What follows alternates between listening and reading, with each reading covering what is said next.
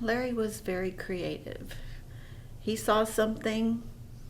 He said, if somebody would throw something away, like an old bed frame or something, oh, I can make something out of that. He had a very imaginative mind. If he saw a bench, he took a picture of it, and he's gonna make it, and he did.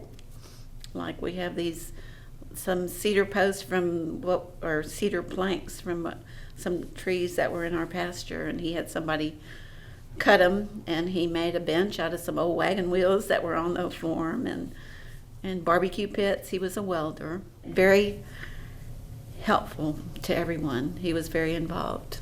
Because we used to live in Houston, and then he joined the fire department. We moved there like in November of 14.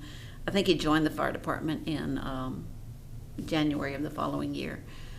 And he just, he got a call. Other people worked, and he was always one to go out there and help. So just it's a very small town, but a very supportive community and he was involved.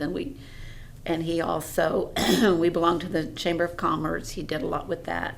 He was on the parish council with the church, and he was just very involved he'd help out when my son-in-law died. He was there for my daughter. He was the rock of our family. Let me just put it that way. In fact, they built a new fire station, which they haven't dedicated yet, but they're dedicating it to Larry when they have their dedication, which is coming up soon, I think. But we grew up there. We were in Houston for 42 years, but we were both from that community. So it was like we went back home.